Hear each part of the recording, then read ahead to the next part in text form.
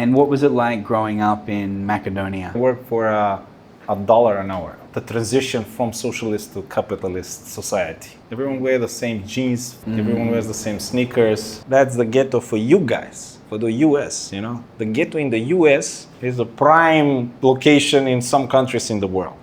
The prime time for Southeast Asia and all these countries is yet to come. Yeah. US time is, peak. Peak's gone. Even Europe, Germany and Sweden, and like they peaked out. I have the worst experience and I have the best experience. From the same country. From the same country. They are billion-dollar companies. You wouldn't believe that they don't really have an idea where the marketing efforts are going. They're not tracking anything. No NFT, come on, NFT are there. That's it, done. Next. Start mining it now and don't sell it, you stupid.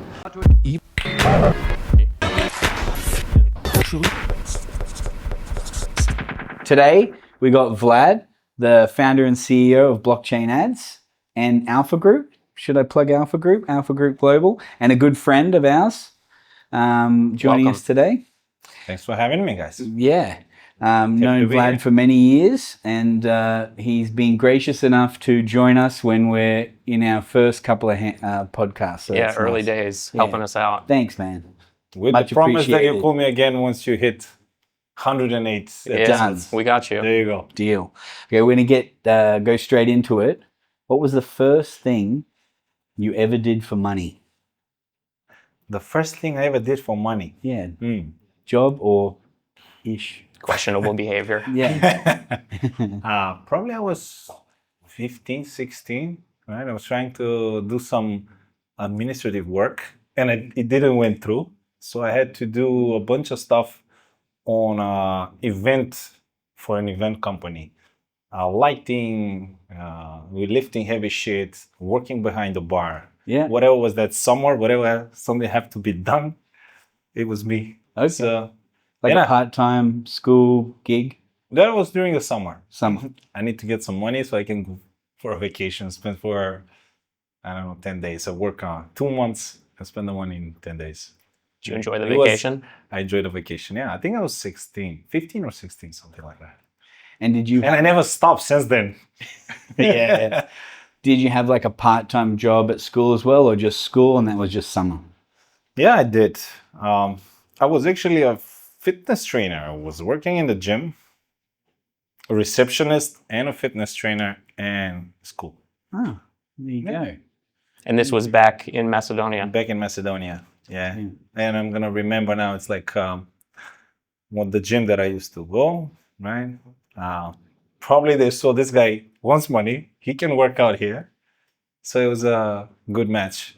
Guys, if I tell you I work for $1 an hour, that was my $1 pay. an hour. Yeah. Yeah. What's that in baht? I don't even use dollars. No, okay. Four baht. 40 baht. 40 baht. 40 baht. 30. 34 or yeah, something, 35. Something like that, Yeah. I mean, that was probably 20 something years ago. plus years ago. Yeah. Yeah. And what was it like growing up in Macedonia? Like, something that stands out.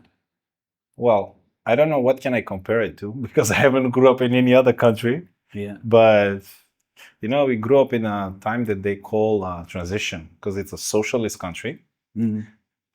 And it's been mistaken that it was part of the SSSR, but it was actually part of Yugoslavia. It was supposed to be independent at the time, right? Left and right, SSSR, and then you have the Western Bloc. But it was independent, but still a socialist country.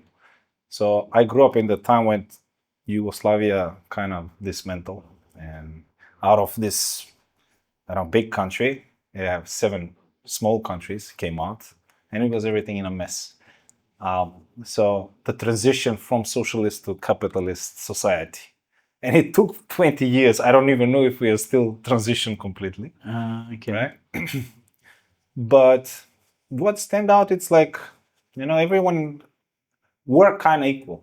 When you go to school, everyone are the same. Everyone wear the same jeans for the whole year, Everyone wears the same sneakers until they are torn out completely, and then you change. And this kid and that kid, they have a little bit of money. So they stand out. In the whole school, I don't know, 600 people, 5 are standing out. Yeah. So it's kind of it was It's different, right? Mm. We had this equality, but it was fun. And are they? What language do you We speak in? speak Macedonian. Macedonian. Okay. Yeah. Okay. Sorry for the Australian ignorance there. Yeah. And you learn English at school too? Yeah. I learned English from movies and from MTV. Yeah. MTV. MTV and movies, that's it. Yeah. Wow. I mean, we do have a class, English class, Yeah. but it's a one class out of, I don't know, man. Yeah. So I that's had why- I had French. Yeah. Je ne French. parle pas français, but I have no idea. I have one sentence in my vocabulary and that's it. So that's why he's always quoting rap lyrics. Yeah. And The whole album, 50 Cent. I know the whole album, Yeah. word by word. My girlfriend's the same. She learnt English from movies too. Friends on reruns. Friends. On rerun, I have Yeah. watched Friends, I don't know, 15 times? I Yeah. can't believe it or not. Who's your 15 favorite times. Friends character? All of them. Ross. Ross, really? Who's your favorite Friends character? I've watched maybe 2 episodes of Friends. Hey, you should watch. Yeah, Now I know. We talk. Especially, yeah, it's like, I know it's classic TV. Yeah, But okay, yeah, yeah. I was more of a Seinfeld guy. Oh yeah. Okay. Yeah. Okay, who's your favorite Seinfeld? I mean, I gotta say, like, I can't say Kramer now, can I? Well, I don't Why know. not? What's happened to Kramer? He got, I mean, he was the He got first canceled. person canceled, I think, like, because he was just going off, like, on stage, like, saying the N-word a lot. It was, it was not okay. good. And that kind of, yeah. But Kramer was funny. George, obviously. Yeah. Yeah. Um, Did you get Seinfeld or No. no? No, Seinfeld. No, Friends was kind of Friends. like a stock standard, I think, Yeah. that went across.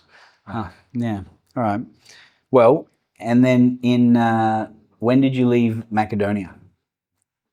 First time I left, I was in university. Mm. I was so eager to leave. So eager, Mm. just for me to see, to explore. I sent thousands of emails looking for a job abroad, everywhere. And I couldn't go to US and there's summer programs and stuff. We didn't have enough money. It cost $2,000 for something, or $3,000. So somehow I managed to get a gig in Germany. So that was the first time I kind of left for a And what was a that? longer period. That was when I was 20, right? What was the gig? I was working in a factory, hip, the mix, I don't know, smoothie, whatever. Some factory in part of Westphalia, and it was fun. Trying to get some money and then earn, and then it's the first time I see, okay, this is different, right? You can work for the summer, and I got back with a car. I got the 50 Cent feeling coming back, driving from Germany, from Frankfurt to Skopje. I was driving for 2 days. I was so happy I didn't sleep at all. You bought the car I in bought Germany? the car there, and I drove back. I was extremely happy, 20 years old. Yeah. First time I bought my own car. And there was no way that you can buy a car back home, So since then, every year I was somewhere, I didn't stick at home. And then when I was 25, 24, I kind of left, For good. around the world. It was my trip around the world, and I'm still traveling. Yeah. Do you go back? I do go back. Yeah. Rarely. I went back home 2 years ago, and then I don't know. Not yet. Yeah, it's like no reason. What's that feeling of, like, because the global perspective you've gained since leaving and then going back, what does that feel like? How does that impact you? I mentioned this when I spoke with someone, right? Because in US and in the movies you see this, everybody mentioning, the ghetto is the ghetto. That's the ghetto for you guys, for the US, The ghetto in the US is a prime location in some countries in the world. So I felt when I went out, I felt like, oh my God, we have no idea what's it like. People are so ignorant. They didn't know. Now with the internet, now with access to information, probably it's a little bit different. But in my time when I was growing up, you're not aware how the system works, how the world functions, the things that are out there, right? So again, a different perspective. That's why it's like, oh no, it's so small for me. It's like, I wouldn't be interested to go back. Yeah.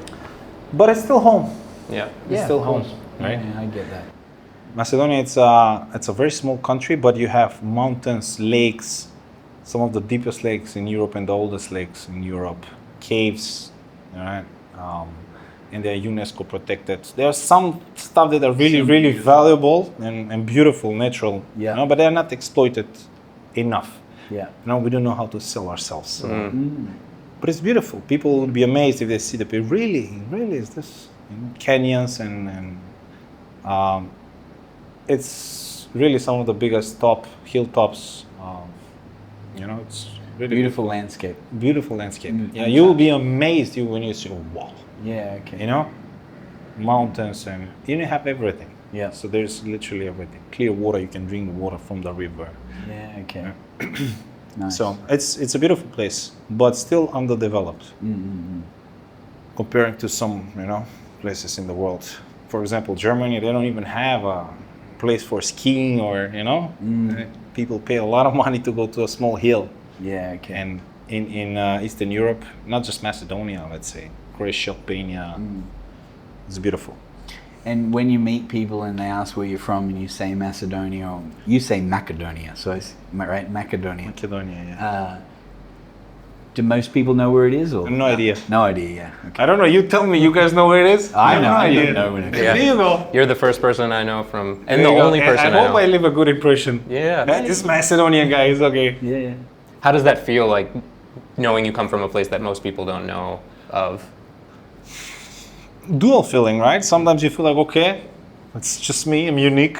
Yeah. But on the other hand, it's like, I'm tired of explaining. Yeah. Like, by default, I know that they wouldn't know where you're from. Don't ask me, where you're from. It's like a When I geographic hipster. It's Especially like, here, Southeast Asia. Thailand, I have no idea. No one knows. China, we have no idea, Yeah. Of course. right? So I've been to some places in like Southeast Asia. They would definitely have they don't even know Europe, right? Yeah. So it feels, I don't know, it feels tough explaining. yeah, just done I it need too to many roll times. my eyes. So what brought you out to Thailand? Honestly, Yeah. the weather and the girls. Haven't heard that before. What? And the food. Normally people add in the No, food. not food. No. No No. food, uh-uh. No. And Not what the made you stay? The weather and the same girls. thing. Yeah. The weather and the girls. No, but I traveled, right? I've been around. And you know when they say this, for me it applies, the law of attraction. So that's why when you wish for something, be careful what you wish for because it might get true. So for me, it happened. And people were asking me if you could choose, where would you live? Where would you want to settle down? And it was always, I don't know, but somewhere in Southeast Asia, Bali, Thailand. Just because I had some kind of a connection with Thailand, I mean him many times. I love the people, the culture, the girls. I don't know if I mentioned so, But not the food. but not the food. Yeah, Okay. not really. So that's why it's okay. Let's see. So I came for 2 months, and Yeah. here we are. So you just 5 stick- years later. 5 Yeah. years? Yeah. Okay. Almost 5 years. wondering. Almost. Yeah. That's often a lot of people's story, I think. Right? Same They story. come and- Cut next. Yeah. Same story for me. I came Same for story, right? 6 months, but then I never left, and now just a little bit over 5 years. So And then But when you we meet for the recommend 108th episode, again it's gonna be. But you would recommend it, right? Oh, You yeah, love it here? absolutely. I love it here. Yeah. You love it here? Why do you love it, guys? Why do you love staying in Thailand? the people is really like kind of the biggest thing. Coming from America, where there's just society has Assholes. been so mind fucked. Yeah. It's and Because they're just asshole. it just people are pitted against each other and in such a negative mindset. And here there's just a more natural happiness that like exudes from humanity that you don't feel anywhere. So I came here as just like a game changer for me because I didn't travel too much before I came here. So like I wasn't too worldly in that sense. And So then you're from the ghetto as well. not from the ghetto, but you know. U.S. ghetto. From middle class, I grew up middle class. Yeah. And yeah, the people, but then just the freedom and the weather and the girls and the Psychological food. ghetto. Yeah, psychological ghetto. Psychological Yeah. ghetto. So I kind of come across this. A lot of people say freedom. I'm trying to realize. Yeah. I'm trying to figure out what the freedom means, right? So when they say people freedom, what do you guys mean by freedom? I think it's like freedom to be yourself and express yourself without this judgment that comes from society that in America is very, very heavy. Because here it's up to you. Exactly, up to you. Yeah. To you. It's a beautiful way to live, really. It's up to you. And I mean, I'll just add that it doesn't feel like you're being watched or nannied or fed a line or fed a path from not just the peers but also the government. So in Australia, before I left, it felt, even though I'm from a pretty rural area, but it just feels like, you know, when you drive down the street, if a police car's near, you go, oh, watch out, just in case you were doing something wrong. Like, but you weren't, but you just have this feeling like you're being watched, or you could be doing something wrong, or you could get in trouble. You know, you'll call the telephone company and they know who you are before you talk to them, and there's just like this level of nannying, you know, and also just the fact that, like, if anything goes wrong, someone's going to bail you out, and a lot of people like that. So you would love Macedonia, guys. But here, we find someone for sure that you know. But here it's like you're on your own a bit, and I feel like there's a freedom in that, you know. To subscribe. If we hit 100 subscribers within a week, I'll never come again. Just 100. It's not much. You can make a man stop coming. It's in your power. So it seems like the people from this first world countries kind of attracted more from the lifestyle and the offering that these third world countries have. Right? Because everybody are eager to get to that level. All these third world countries, we are eager to get to the level of being taken care of. Top level for world, the Western world countries, the first world countries. But when you go there, you guys are the prime example telling me, coming from a third world country, hey, that we don't like, we come here because we like. You see, so we are eager as a country, right, to get to that level, right, to the Western country, the first world countries. The whole society is being pushed. The whole narrative is go there. And this is what people don't know. I mean, talk with someone from US and Australia and say, but I think like this. Also, it depends on how you grew up, your family, and like, because you don't choose where you're born. And I think that maybe when you see a glimpse of it, like, you know, like I had a couple of years where I grew up when I was younger in Fiji, you know, so I got a glimpse of something that was like a little bit more relaxed and chilled, and we used to go on holidays to Southeast Asia, so I guess like I was kind of drawn towards that. But then there's people in Australia that love the fact that everything's taken care of, and there's like government programs to help support them if they don't have a job and things like that. I think it's just also reflective of like this decline of the West that's been happening and is going to continue to happen, and there's going to be more and more people that kind of feel the same. But that's kind of like a big thing echoing out, but I don't know if it's just on my feed. You know? Yeah, true. That's a good point. You know, like in your feed, is it saying there's a decline of the West? Yes. Yeah. Okay. It's happening. Yeah, we got to watch that algorithm, make sure it's not putting us in our own little echo chambers. Yeah, I feel like now the prime time for Southeast Asia and all these countries is yet to come. Yeah. Probably US time is, Peak's gone. It's kind of gone. Yeah. On the longer time frame, I'm not talking about maybe this next 5, 10, 20 years, 30 years, but so even Europe, Germany and Sweden, and like they peaked out. So maybe that's why we're here now, right? It's not just it could be weather. Right place, right time. We don't even know it. Yeah, there you Maybe. go. Yeah. Okay. So what brought you? Okay. Either when was the first time you heard of crypto, or the first crypto you ever bought? How did you get introduced to crypto? Let me think about it. I don't know. Oh. You can share all the degeneracy. It's okay. Yeah. No, I'm not that. I'm not that degen type of guy, because every time I try, I lose money. Yeah. Only thing I did, and trying for me to make some quick gains, I just lost money. Sometimes even if I know that I'm gonna lose, I'm gonna still put the money. That's the gambling effect, right? That's pretty degen. Yeah, but not that I much. know I'm gonna lose it, but I'm still going in. This time's different. Yeah. I don't know. Probably it was 5-6 years ago. Yeah. Right. Just before the previous bull market. So the first thing that I bought, I don't remember, but I can tell you what's in my portfolio. It's mostly BTC and ETH, and I hold some SOL, and the rest is Shitcoin. shitcoins, like yeah, and stable, like that's we operate. So you don't remember kind of what introduced you to it, even before you bought anything? It was like, oh, this is interesting. Let me take a look at it. I don't really remember, but I was trying to, because when I see some kind of a problematic, I'm trying to understand it, and I broke it down, and I probably go too deep. People don't even bother. But once I understood, then I figured out, oh wait, why am I over here? People are here, and they make even more money than me. They don't even bother to understand. But I know I was learning about L1s, L2s, how they operate, about DeFi protocols, right? The whole decentralized finance, how it operates. I know this guy there was a channel that I was following. The crypto, it was this guy, Coin Bureau. Coin Bureau, Yeah. right? And Whiteboard Crypto, those guys. I literally watch all the episodes. I literally watch again and again.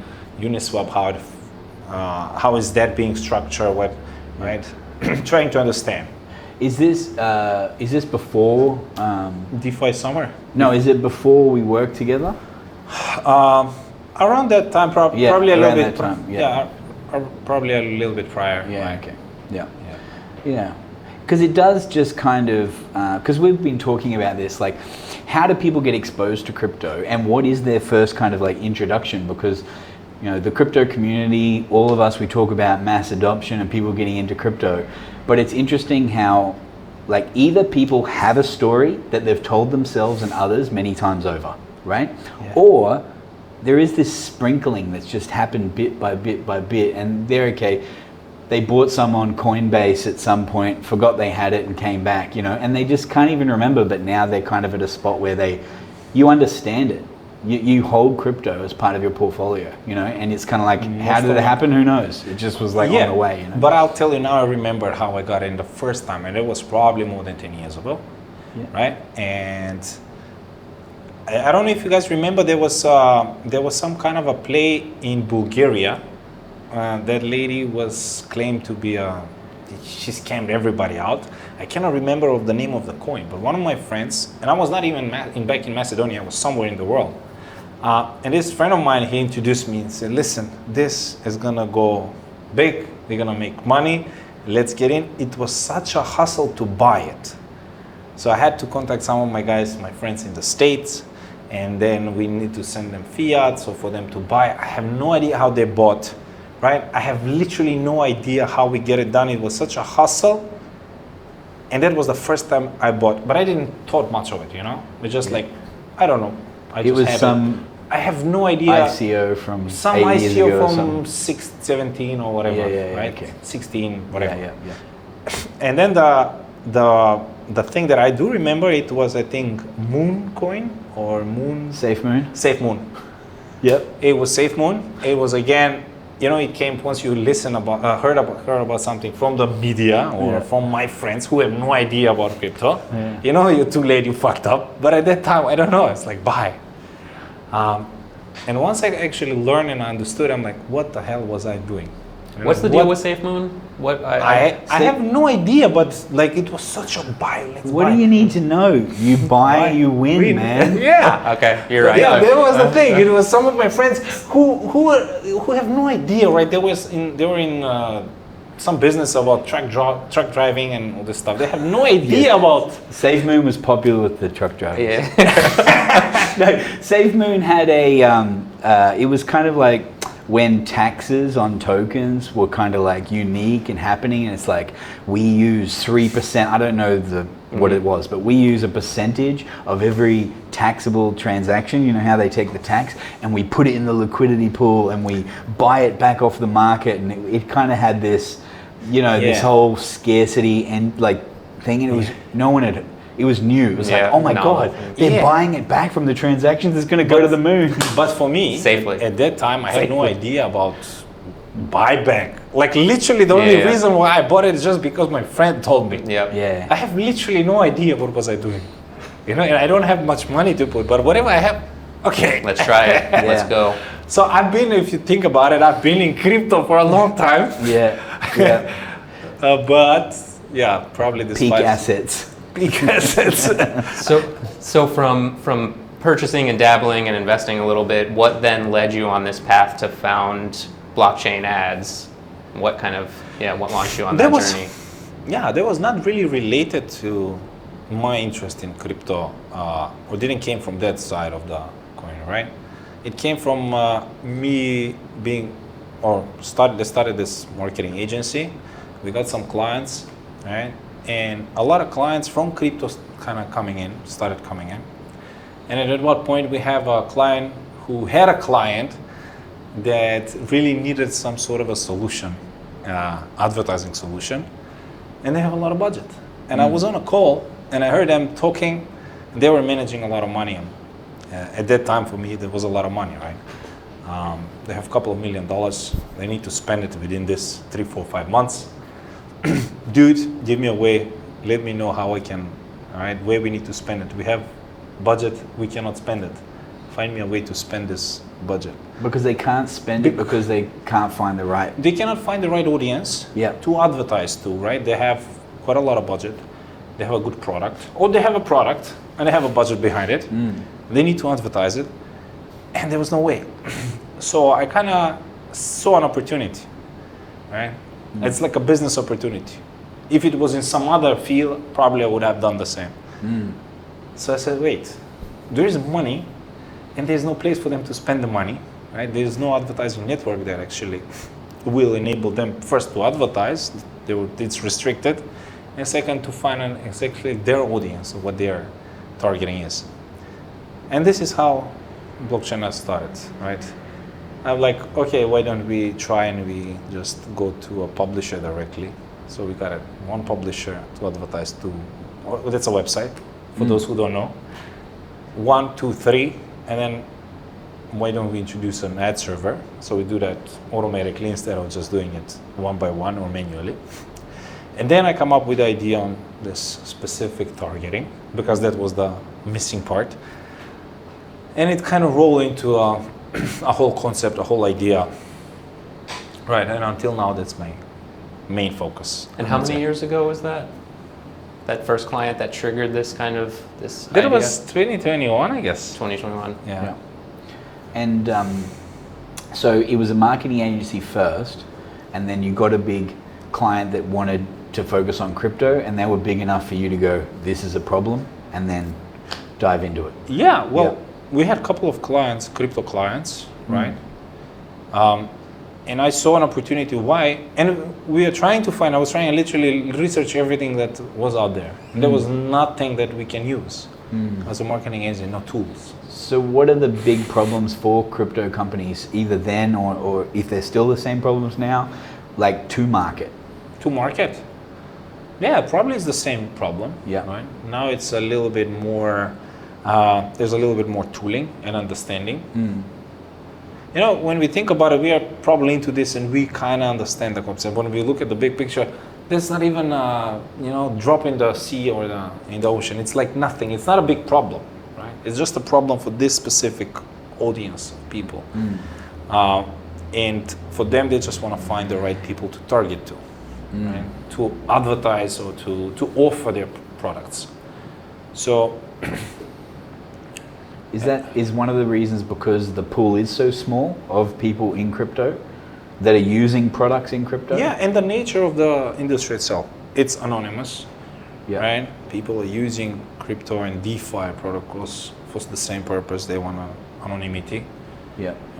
So it's difficult for you to actually adopt this type of advertising, modern type advertising, which is based on essentially knowing everything about user, right? About the persona. As you say, you call the agent, you call some phone company, they already know who's calling, right? Crypto is built in opposite, right? People should be very anonymous.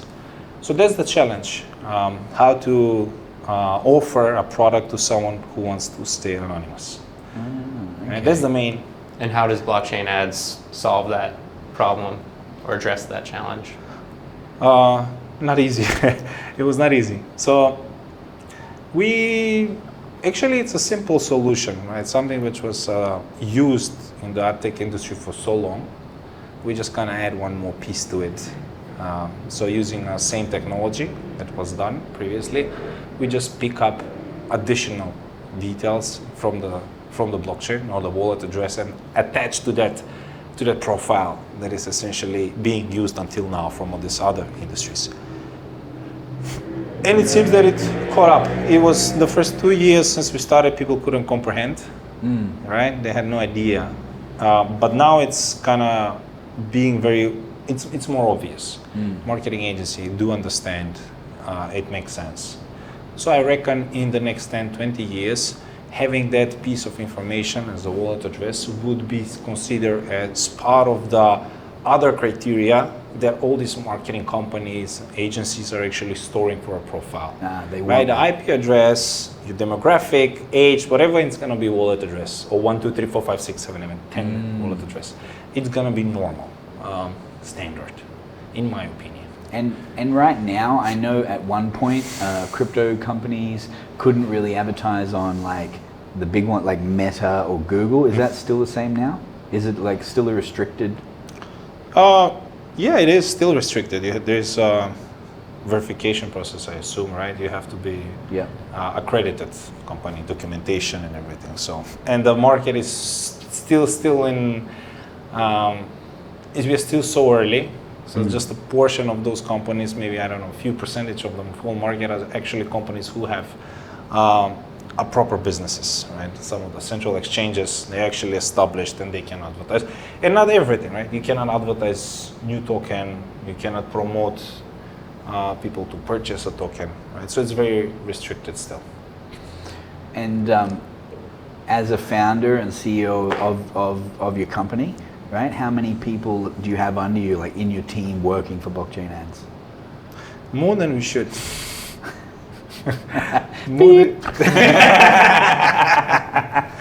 Yeah. Okay. More than we should. Yeah. Yeah. Go ahead. Yeah. Well, I actually, when I started doing this, right? Because I started by myself, and I was used to get everything done and everything fast because I had no other choice. It has to be done fast. It has to be done now. I have 10 roles, but now having, I don't know, 15 people plus, right? And plus contractors, and it's a bigger team, way bigger team. And we started moving slow. So I feel like from experience, the smaller the amount of team members that you have, it's much better for the overall companies. So how do you pick the right team members, especially in this space that's new and there's not a lot of knowledge about it? Yeah, that's a good question. How? I wish I can answer that easy. Well, it's not easy to pick a team member, right? I went through a lot of people that were interested, wanted to get involved. But essentially, it's just good incentive. I guess it's not just pay them well. I need to find the right person, and not always they're gonna do whatever they were meant to do at the beginning, right? We shift and we focus who's doing what based on whatever their skill set is or they're inclined to do, right? So I have people now working with me for more than 4 years, and they are my kind of say core group. Core group, yeah. They literally replace me in many things, right? And your team is kind of all over the world, or all over the world, yeah. Do you find that specific geographies are more inclined to be successful, the people that come from those areas in this field, or not so much? Like developer or marketer or anything in particular? I don't think the geolocation matters much, right? Because I have, for example, from one specific country, right, I have a couple of people. I have the worst experience and I have the best experience. From the same country? From the same country. Yeah, okay. Right, so I couldn't actually make the, for me it's difficult to say this because they came from here, they're bad performance. Yeah. But definitely it's difference in communication, in culture, right? That I try to work with people that I'm close to in, culturally, right? And with a remote team, how do you keep people accountable? Like that we're not showing up to the same office every day. Like, is it like setting like the right goals, or is it like a daily kind of catch up, or how do you? Well, I try to let them be accountable, because when I try to keep someone accountable, it doesn't work. If you put people under pressure too much, they crack. So I kind of trying to give them the responsibility. You figure out a way. Kind of comes back to picking the And- right person who can Yeah, and then I couldn't do this. And what I do usually, I gonna go do it, and I tell them, there you go, once, twice, 3 times, 4 times, and then they know. Next time they come with something, that there is a solution because I've did it previously 5 times, Yeah. right? And they feel like, oh, let me do a research, let me figure this out. Yeah. Okay. So that's how I try to. But it's not easy, right? It's not easy to No, manage. of course. So as a founder, is there like a specific challenge maybe recently or just over the last couple of years that you was a tough one for you that you broke through and Of course. anything you want to share From specifically? yesterday, Yeah. maybe. What happened this morning? No, nothing this morning. So it was tough when we were trying to find this market fit, right? It was the most difficult part, I guess, is especially in this kind of industry. It was conveying the value to your consumer base, right? Because that was the biggest challenge. How do we actually offer people what they need? And they don't know what are the capabilities, and you cannot force someone to buy something. So it was a kind of a formula that I use, right? We give them what they think they want, right? And then we switch to whatever they need. So, right? Because you cannot convince someone, no, this, it won't work, but this, what we have, this will work. So it was like, okay, what do you want? Okay, fine, yes. And then along the way, it's like, but see, if we do this, it will work because check the statistics, check the analytics. A little bit of a Trojan horse. Yeah. Sort of. Yeah. So that was the main shift. But now, when people do understand Web3 advertising more, right, and they can make some kind of, in their mind, they can visualize, conceptualize what the idea of this type of advertising is, it's way easier, right? Yeah. But we were kind of the first one pushing the narrative, right? Web3 cookies and Web3 advertising, Web3 ad network. Wallet tracking. This type And of so stuff. on, yeah. Yeah. Okay. It was kind of controversial, but how you guys you track and right? Yeah. It was a bit controversial. It still is, I assume, but now people are accepting that as a fact because they kind of figure that everyone gonna Well, track. yeah, I mean, and I think the right terminology and analogies are created so people kind of understand, like, you know, especially when you look at the, like, how advertising was or targeting was, and then you just replace some of the pieces, you know. Exactly. You know, instead of looking at a cookie, we're adding your wallet or the contents of your wallet or your transactions to the cookie, and then Exactly. being able to filter based on that. So, yeah. Big thanks to our sponsor. BTC Space in Phuket. Awesome facility, big meeting rooms like this one we're in here. There's small This is meeting Hard Fork. Hard Fork room. There's the Satoshi room. There is the green screen media space. There is a co-working space with a coffee shop downstairs. Good piccolo. Good Americano. Awesome VR studio to play a bunch of games. You can rent an office here. I think they also have services to help you if you're setting up a company in Phuket. So just reach out to them. Money exchange downstairs, crypto to cash, cash to crypto. Everything you need for a good time. Branded water bottles. Most importantly. So come check out BTC Space. So you talk about some kind of preconceptions that maybe people come in with what they think they need or Yeah. think they want. What are some common mistakes you see Web3 businesses making in regard to advertising and marketing? Well, the same thing that businesses do in any industry, in any vertical, right? At least I try to think that I know this stuff now, all I learn, right? But I'm still not there yet, I guess. But what we need to focus on as businesses, even us, we are maybe a Web3 business, not necessarily a token or a project, but we're directly involved, so I can speak for ourselves. So what we do as a business, try to identify what they're actually trying to achieve, what is the main objective. They might want influencers, they might want a PR, they might want advertising, but that's not the goal, right? The goal essentially is for them to get more user acquisition. So that's the main objective. And we head on, right? User acquisition, and that's the path. That's what we do to get the right to fulfill the objective that you guys have. And we try to convey that with the marketing efforts. That's at least that was the main challenge, right? Yeah. And what are some big like mistakes maybe people are making?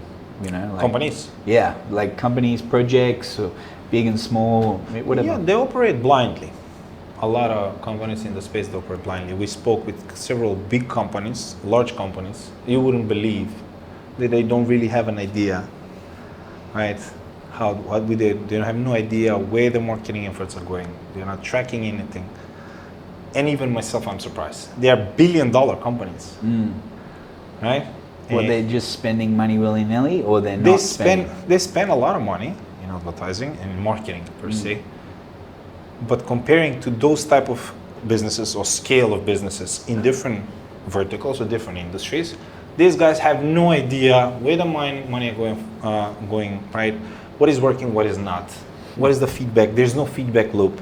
So that's the main probably something that is missing in the space. Do you have an idea of like what's that born out of? Like why are these massive corporations in this space making that mistake and lacking visibility of their marketing efforts and spend?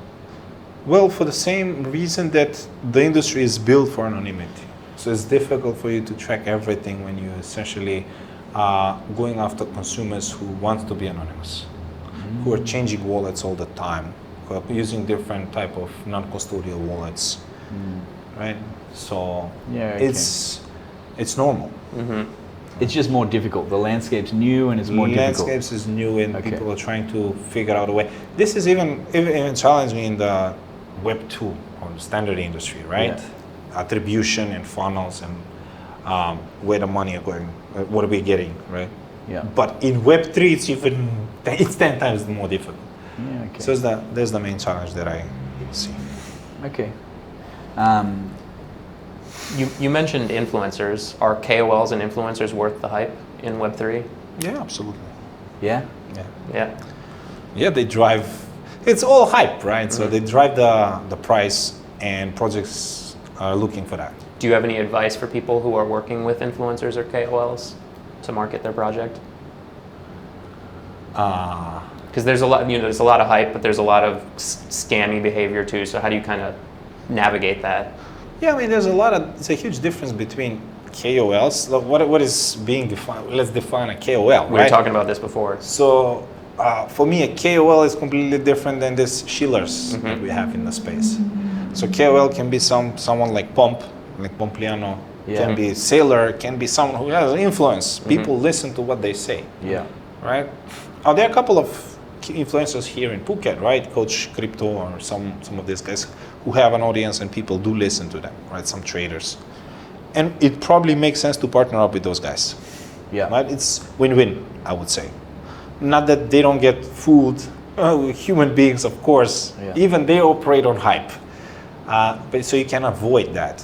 But working with those type of KOLs or influencers would be way more beneficial than going after low-ticket shillers who have a lot of audience, but essentially it's just nothing. Again, tracking attribution, right? If you track everything, you will see that nothing is coming from there, right? And it's a simple solution. And then for you to see, okay, how many wallet connections or how many deposits did we have from this influencer mentioning us on their YouTube video. So it's an easy solution, right? To see if that's working or not. Yeah. So they're worth it, but just make sure you're paying attention to whether it's leading to results and Yeah. you're super analytical about that. Exactly, yeah. And it's the right ones. Yeah. Yeah. Yeah, and people wouldn't know if these are the big ones or not the big ones unless you're into that, unless you literally go in details, right? Yeah. Check how many impressions they have, how many clicks, what's the ratio, if it makes sense. Check the comments, what type of comments, are they the same? Is there a pattern, are they bots? Yeah. So it's for someone who is knowledgeable, maybe as this advisor, a marketing agency should be an advisor. They can scroll to that and tell you, no, no, no, yes, swipe, yes, yes. Yeah. The Tinder of KOLs. Easy, yeah, easy. But that's also something that is missing. I haven't saw on a marketplace, which would be KOL. verifying Yeah. KOLs. So that's something for the Because for the Elon space. was supposed to get rid of a lot of the bots and stuff. So they're not gone yet, right? Doesn't seem like it. No, it seems like there's a shit ton still. Yeah. Yeah. So hypothetical, okay? Yes. I'm starting a new project. Okay. There's probably going to be a token. This doesn't sound hypothetical no, to this me. is- Okay. this is There's in the probably a works. token. Make it real. Maybe an NFT. I don't know. Make it real. No NFT. Come on, NFT are dead. That's it. Done. Next. Meme. Okay, there's a token. Meme. Okay. What chain should it be on? Ooh. I don't know if I'm the right person to answer that question. Okay. I don't Okay. have a token, right? So I like to speak about something that I have experience, but I can guess. Okay. Just pick one. Base. Base. Okay. Next. Where should the community be? Telegram, Discord. Okay, so again from experience, right? I have a couple of attempts. So we created a couple of communities, right? And one was on Telegram, one was on Discord. Depends where you're most active, right? We or the people? Yeah. Because community should be real, right? We build community, let's build a community, and actually you don't want to build a community. Right? If you really want, you find a way, whatever. We communicate, we find a way to communicate. If Telegram is easier, we communicate on Telegram. So I find Telegram good, right? I'm not a type of guy who's a gamer. Yeah. So Discord is not my thing. But for gaming companies or gaming projects, maybe the community would be inclined to use Discord more. So it depends on that, right? Yeah. If you're a gamer, you spend time on Discord. My team is, for example, they spend time on Discord. I don't use Discord, Yeah. Okay. right? Yeah. So All right, that's a good one. And where should my hypothetical token spend its very limited budget? on Marketing. marketing wise, partnership. Partnerships. Okay. You leverage other communities and Yeah. other platforms. Yeah. Amplify the reach. Yeah, Yeah. Okay. simple. Okay, that's a good one. Okay, yeah, good. Yeah. That's That from- was that's a from ex- hypothetical token, by the way. Yeah, I'm not that's launching from it. It's experience. just- From one PC, Yeah, we no, have it's did good. a lot of audits. You know, Yeah. and see how the project progress, when they get the biggest boost, what happened in that time, following the whole timeline on their Twitter, right? And after a few good partnerships, you see an increase in the Yep. community, if they have a token, in the price and so on. And like when people come to you, when projects or companies come to you to do advertising, are they often trying to get people to go to a community? Like where's the call to action? Is it going to a community? Is it going to a website? Is it going to what's normal? Like Yeah, well, for pay media, or something that blockchain ads is offering, right? It's about paid conversions, right? Whether that's gonna be a sign up and an on-chain transaction, or a deposit, or a first-time deposit, a repeated deposit, and so on. Because paid media wouldn't essentially be so effective for building a community. Community is built on word of mouth, right? So I would say that from whatever we are getting as a client, it's mostly businesses, yeah. right? Central exchanges, even decentralized projects, getting more reach, and they're not necessarily trying to build up the community. They already have the community. They're trying to get more reach. Yeah. They're offering to the right people, right, at scale. So casinos, crypto casinos, those guys are not necessarily getting in a community, but they have this behavior, gambling behavior, and trying to reach. And they have budget. And they have a lot of budgets. So right, so it's gonna be always focusing on the paid conversion. Okay. That's good. So a non-hypothetical, Okay. our podcast, Okay. we're in early days. Okay. How would you market and advertise our podcast to both Web3 natives and potentially kind of adjacent, Web3 adjacent people with no budget? Yeah, we have Yeah, that's the key. partnerships. Controversial. You guys be controversial. Yeah, sensationalism. Sensationalism. You need to draw attention. our We best- need to be more fun. Is nobody gonna look at us? They need to watch what we're doing. We're slow. They fall asleep. Yeah. So we need to be. Let's go. Our best performing short is Cody talking about spending his McDonald's income on weed and booze. Yeah. Yeah. And But who cares? I didn't have to research it. But who No, cares? I did. Spent a lifetime researching. Personal, yeah. But who Yeah. cares if it draws attention? So attention economy, just sensationalism. Attention economy. Okay, Yeah. but you know paid media No. for something like this? No. It won't work. Yeah, okay. If that worked, Alex Hormozy wouldn't focus on creating so much content. Yeah, He's a paid media guy. He would have go that path. Maybe I should wear one of those nose things. Yeah, that's the secret. No, but that's Breathe it. better. No, but that's his style, right? I Yeah. need to be different. Let me wear this, long hair, beard, Yeah. shorts. They need to do something Yeah. to draw attention. We need- Otherwise, he wouldn't distinguish himself. Top G has to be top G. Yeah. Right? So what face tattoo do I need to get more So views? you need something. Yeah. You need The something. hat. The hat doesn't work. Andrew with hat. Dog with Yeah, hat. dog with hat, Andrew with hat. All right. I'm gonna get my eyelids tatted. More So. people wouldn't even know about. That's the Yeah, see? They won't know. You think the team at I don't know Binance or OKX, right? Half of their business. I have never even heard about dog with hat. Those guys are professionals. They have no idea what's. You know what I mean? They're not our audience? They're not your audience. Well, okay. You've got some unique experience only here. 5% of the people working in Coinbase, OKX, Crypto.com, anyone, Compound, Optimism, right? Maybe the DeFi, not so much. Yeah. They 5% maybe are aware of what's going on, right, in the industry itself. The rest are just, it's what I'm supposed Showing to up do. to What's work. my job? Clock in, clock out. Clock in, clock out. That's an interesting insight Yeah. because like you don't think about that, do you? No. But like when you're on a call with people from Binance, I assume that everyone's Aping into meme coins. into meme coins on the weekend and getting the inside scoop on what's being listed. No. But that's not correct. No. For example, I'll give you insights, right? Ripple, they Yeah. have a marketing agency hired. Yeah. Marketing agency who have 200 employees. They are managing businesses for 10 years.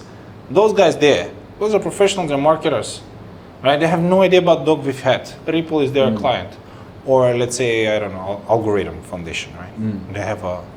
They hire an agency who's well established, for which they assume they would know what they're doing, right? So that marketer, whatever his job is, marketing manager, has no idea about dog with hat.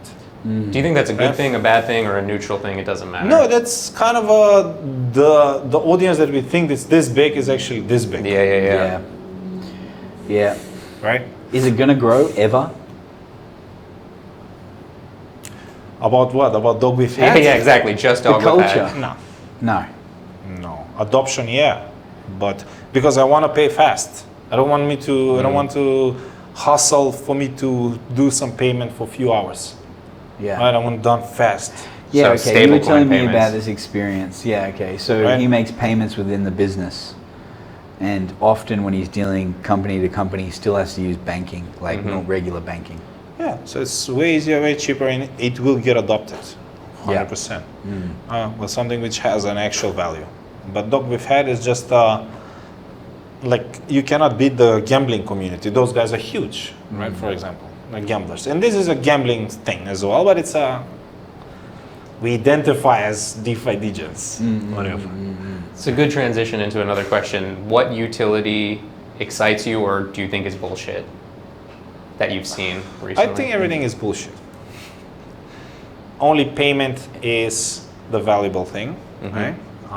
Stablecoin Yeah, payments? stablecoin payments. Stablecoin payments, even some of the tokens which are being used within some protocols that they have utility, like the DeFi protocols. I find DeFi, decentralized finance, valuable, right? Borrowing That's and lending. Borrowing and lending, I find that valuable, right? And there are a few things that might be useful, but for now it's difficult to say what will catch on, what not. We just want to push narrative that actually has nothing to do with the real world adoption, right? Probably social media, decentralized social media should be something that is, but not in this form that we have now, right? It's not scalable, it's not. What about another use case for a blockchain, like property deeds or something? Yes, Yeah. that's a very good utility. Yeah. It would be way easier now if we can do just a quick transaction, right? I like this house. scan, pay, right? Mine. Yeah. That's it. Another utility would be administrative work, right? So if you ask me, all this administrative work, it's redundant, it's useless, right? Paper, stamp, sign, it's on-chain transaction, done, Yeah. right? So that's a huge use case, but we're 10, 15 years out. I thought like if it ever got adopted mass scale that tax would be easy, just like a VAT or like a GST tax on transactions. Yeah. You know, just 2% or whatever every transaction. And Yeah. like just get rid of all bookkeeping, administrative accounting. I know it sounds a bit ridiculous, but Yeah, I but think I don't. I mean, we can debate, but you see what BlackRock does. Those guys are the biggest financial institution in the world, right? For them, the biggest use case would be tokenized assets. Right? Yeah. So don't like what I think is irrelevant. Yeah, okay. What is being done, it's what probably is going to happen. So they're going to tokenize all the assets, just and for the same reason, right? Faster, safe, secure transaction. Okay. Something we haven't talked about yet, but is interesting, especially on the marketing side, is AI. Do you utilize AI within your work? What are your thoughts around some of the marketing use cases for AI currently? Oh yeah, I do. ChatGPT is my best friend. I have email, Drive, ChatGPT, YouTube. Right, there's tabs always open. Yeah, I use it. Yeah. What do you think about marketing agencies that are not using it? I mean, it's not just marketing agencies; it's about anyone. Anyone utilizing it, right? In a meeting with someone, they send me something in a different language, which has a long format, tables, and I'm like, wait, and in like 30 seconds, translated, same format. What do you use? What do you use? So it's not just in marketing, in everything, right? Absolutely useful. And I know people who are not in this business, right? They're in hospitality, for example, right? And they use it, probably even more than me, more than us. I use it mostly for creative work and trying to do some research. But I see a huge use case, huge use case. Yeah. It's changing, like it's different. Now I don't have to search, I just go on ChatGPT, right? And I tell me about whatever I'm interested, right? You use the voice thing? I use the voice, boom, I'm driving, right? I use the voice thing, it tells me everything what I need to know. Just imagine what it's going to be like in a couple of years. Yeah. It's going to be crazy. Yeah. Yeah. Which is good. Easy life, huh? Tony Stark. Right? You feel like Tony Stark. Yeah. A world where everyone is Tony Stark. Yeah.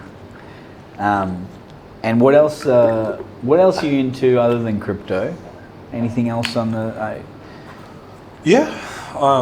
I mean, what am I into? Macroeconomy. Macro is I'm interested in that. Yeah. Yeah. A little bit of philosophy. I don't know now. I'm trying self-development, trying to kind of look at the bigger picture. I study Naval Ravikant. I'm not sure if you've heard about this guy. You should. Yeah. The Almanac of Naval. Yeah. It will open up different perception of the world. This guy is kind of a guru in Silicon Valley. And now it's from, he's the founder of Angel List. So from founder, he transitioned to investor. Now he's a modern day philosopher. Ah. All right. And yeah, that's All In podcast guy? Huh? From the All In podcast, Naval? No? I don't know. If I it's the don't same know. guy. Indian okay. guy. Yeah. I think Yeah, that's the same guy. Yeah. Yeah. Pretty sure I watch him every week. Shit. For sure. Yeah. Okay. So you know him. I think so. If he's one of the All In podcast guys, there's four of them. No. That's Chamat. Chamat. Yeah. That's a different guy. Yeah. This guy's a different level. Okay. So that's what I'm into, right? I'm trying to learn and educate myself, right? Whatever I was thinking about the world and my perception 5 years ago, it's different than what it is now. Yeah. And I assume in 5 more years, it's gonna be completely different. I'm trying to get there faster. I wanna understand more. So on that thread, if you met like you when you were younger, right? Say you picked you up on the way back from Germany in the car. You were hitchhiking and you picked you up. What would you say? What would you tell yourself?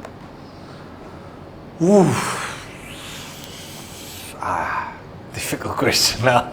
What would I tell myself? That's not on the script. I just made that one up. Good one. It's a good one. Thanks, man. Improviser.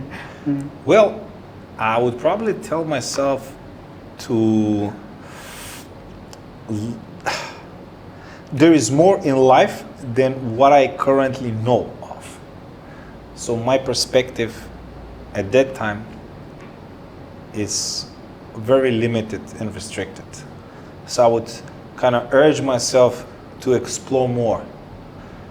I would give myself, because at that time when I was younger, I guess for all of us, we don't know the level of, or the capacity that we have, the potential that we have, right? I learned that along the way. So I would probably tell myself that I have a lot of potential. And even the people that I see on the top, I can reach that level. Whatever that is doable. And now I know that whoever it is, right? If you want to do something, they can do it. Everyone can. Those people are lazy. They don't have the motivation, or they don't believe that they can do it. So I would kind of, give myself a pat in the back. Listen, you can do very well. Try harder. Go harder. Because, that's probably a simple advice. Yeah, Good one. it's a good one. And what would you say to yourself 20 years ago, 25 years ago? I mean, without... What would I say? Okay, I'll be real. What would I say? More girls. No. I would More say... action. Or can I steal yours? No. I would say you have great ideas, young Cody, but focus on one thing at a time. And stick with it for longer. And that age, that phrase like, we overestimate what we can do in a day and underestimate what we can do in 10 years, or like that is real. Yeah. And stick to it. But you think now look at me and then buy Bitcoin, mofo. Yeah, that's the biggest one. When you hear about it, start mining it now. And don't sell it, you're stupid. But you think now it's too late to tell yourself that? No, it's a good point. No. Huh? No, recently I started letting some stuff go that I've been trying to, work on too many things and not enough effort, spread myself too thin. Yeah. So, and I do buy Bitcoin, so, I just wish I could have bought it more when I was younger, So, how about yourself? Believe in yourself more, like have the confidence, don't have so much self-hatred, because I struggled with that like all through my youth, like a lot of self-hatred, and it took me, honestly, like moving to Thailand changed a lot of that. I was already on that path, but just believe, just be confident, and because when you're not in the proximity of those people that seem like you idolize them, right? You have no idea of that. Oh, listen, these guys are actually the same. Like we are all the same. Yeah. We're all the same. We have the same time in the day. We have the same energy, more or less, right? You put more effort into something, we can get it done. Like whatever they did, I can do it, 100%. But unless you see it, or when you see it, it's way easier to believe it. If you're around it, it's tangible. Or when I don't know if this happened to you, but when I see or talk with someone, it's way more successful in me, in some instances, right? And I think to myself, my God, this guy is more successful than me, right? That put me in a position that makes me work even harder, because I know I can do more, I can do better. Right? I don't look down on them that they are, but if this guy is capable enough, what are we doing? Right? Or what are we not doing? So, I think it's got a lot to do with intention and choice too, though. Especially now that you're a bit older. It's like what will you choose to focus your time on? Because what you choose to focus your time in is what will grow. Correct. So choose the right things. But I think there's the challenge, the biggest challenge for a young person, and for me. What is the thing that I should focus on? Yeah, how do you choose What that? is the right thing to do? We need to pick, and we're gonna the major, and we're gonna do and study this. Pick one. How? Why? Right? For the paper. No. I mean, it's a choice, like some kind of a life choice. But essentially, so that's the system that we need to abolish. That was the biggest challenge. What should I focus on? So we need to abolish the system of being forced into a very specific choice at an early age. Is that kind of what you're saying? 100%. Yeah. Yep. Right? Because we still don't know what we're gonna do. I have no idea. Right? Even now, for things that we need to make decisions, you still don't know. Right? So how do you foster that into the youth? Like, how do you open people's Well, eyes to probably that? that's a mistake that I've done. I didn't focus. Right? If I focus earlier now, would I regret? People say, "Oh, you regret what you regret." I'm not regretting, because if I didn't went through what I did, I wouldn't feel now focused on whatever I'm doing now. But if I knew at that time, right, seeing now all this content, and I'll see young kids, 17, 18, 19, right, learning so much and know so much, so knowledgeable, I'm thinking, what the hell I was thinking? What was I doing when 17, 18? Right? At that time, if I actually have a mentor or learn from somewhere or see someone, right? We were not able actually to have access. We didn't have access to internet. We didn't have access and see that essentially somewhere in the States, some 17-year-old kid build a business and build a product, and right. So at that time, I was completely lost. If we focus earlier, we get to that point or success earlier.